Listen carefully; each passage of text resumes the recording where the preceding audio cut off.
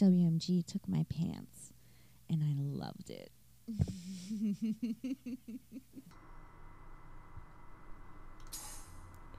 Word. WMG. Weapons mask. Gaming Butchie on the mic. Butchie on those Xbox sticks. Checking in on Win or Bin. Episode 1. Going old school with Peacekeepers. Who am I playing against? I didn't even see his name. I saw it started with a D.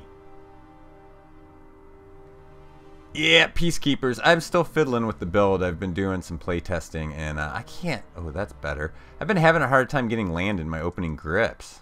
This is one of the few times that I had. It's Durson. It's Durson. Alright. Archon's good. Got Fiend Hunter, Flicker Wisp. Glorious Anthem. Ooh, Elemental. That's going to be nice. This is looking to be pretty good. Pretty good opening grip. Better than I've been getting. Looks like my latest tweak. Oh, black fucking green. Not the sack pile. Oh, so much removal. Alright, so Saturday, the Evil Empress and I went to bookstore.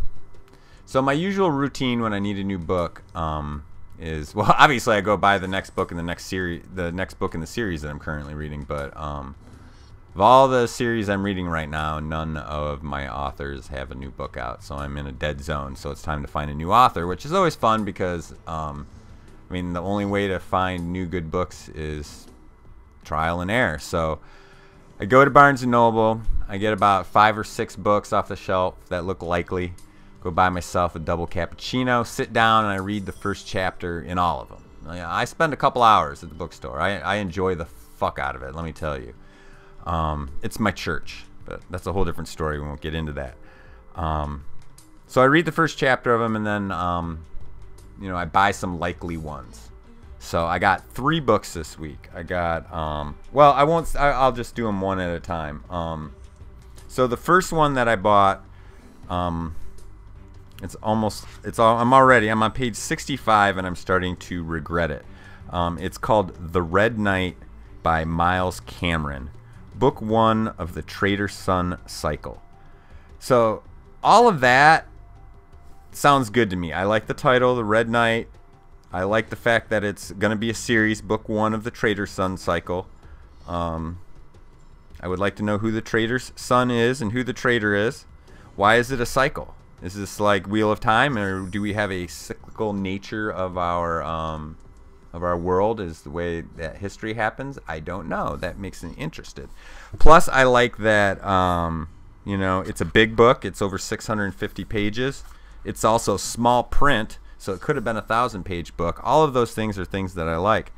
I read the first chapter, introduced the Red Knight. It was good enough to buy. Put it on the fucking list. Bought it. Now I'm 65 pages in, and I'm getting worried. The writing style itself is fine. That's usually the first hurdle. Of course, I wouldn't have bought it if the writing style bothered me. So I like his writing style. I don't know if I should block. I don't know if this is a good block or not. But he's already got 5 lands, so just that fucking blood artist, dude. Anyway, 65 pages in, I have some issues. Or his writing style's fine. Unfortunately, he hasn't introduced a single character that I give a flying fuck about. There's absolutely nothing dynamic about any of the characters he's introduced yet. They're all really fucking static. They're all either knights or pages or archers or valets.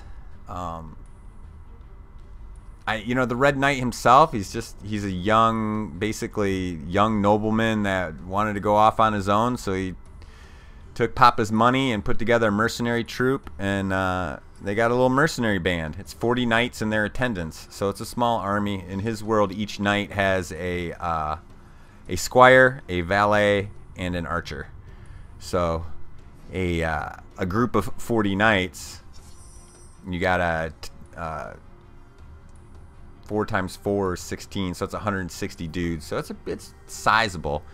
All of that was fine, but and even his little opening his little opening plot line. Like, there's no overarching plot yet that I know of. I mean, he hasn't even hinted at it. He's just this one little quick little adventure, I think, while he's introducing characters. But God, they're all really, none of them stand up out or apart from each other. There's not a character that I love. There's not a character that I hate. There's not a character that bothers me. Like, they're all just so fucking vanilla. Like, I'm not that interested in it, unfortunately.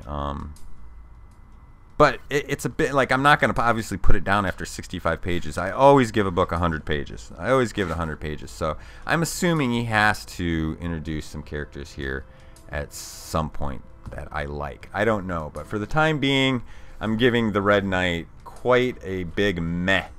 It's also very martial so far. It's basically been all combat, which for me gets really boring. It's why, as much as I love the Icewind Dale trilogy and all the Drizzt books by R.A. Salvatore, I just can't really read Salvatore anymore. It's just all of his books now are just all combat all the time. It gets boring. It's like an action movie, you know, like every action movie I see, the first 20 minutes is good, and then it devolves into one big long chase gunfight, and I get fucking bored and I shut it off.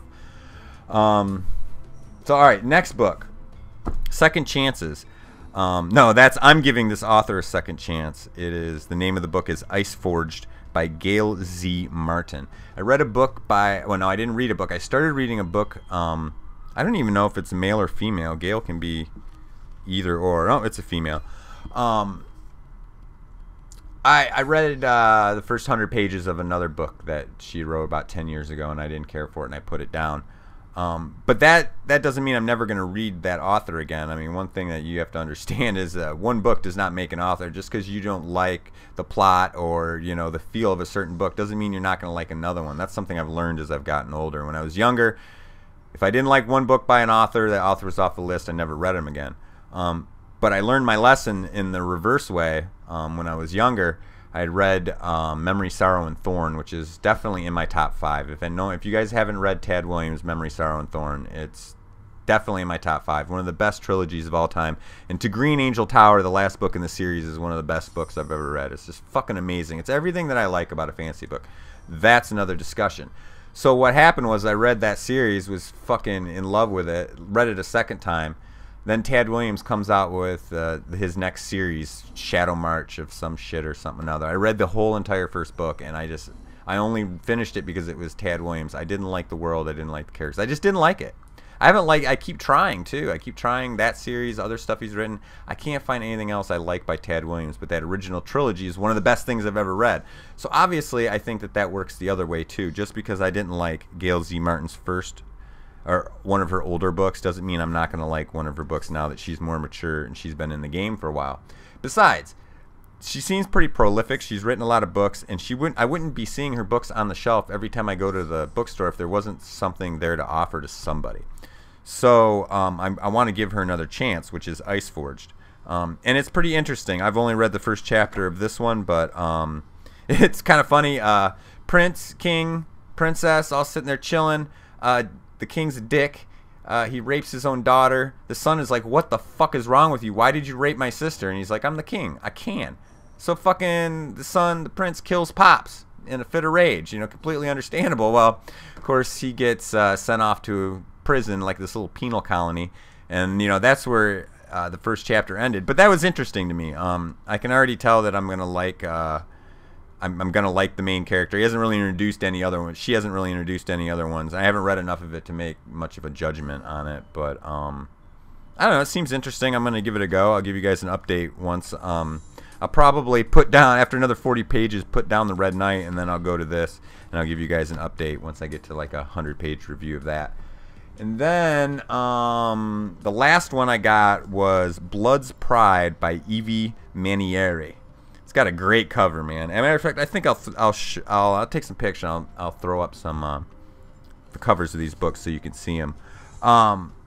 This one, the first chapter actually kind of caught me, man. Like peaceful little seafolk village, and some, like, I wouldn't call them undead. I really wouldn't know what to call them. They're like they call themselves Norlanders.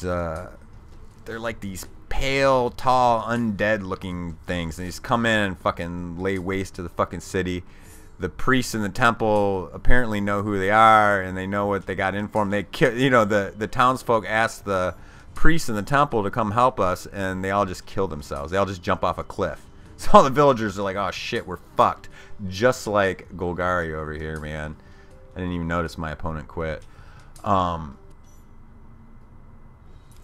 So this little village, after it gets fucking burned up, they the last few survivors are thrown into slavery by these fucking what are they called again? The Norlanders. They fucking enslave them, and so they're gonna start like a rebellion. I like rebellion stories, but like I said, I only read the first chapter. I can't really give you guys much information about it. So, but I'll get back in. I'll give you guys an update on Ice Forged and Blood's Pride once I get 100 pages into those, and I'll give you guys an update on Red Knight and see whether see if Miles Cameron ever gives me a reason to keep reading. So, all right, fucking 2-0 with Peacekeepers, boys. I am out. Word say word, son.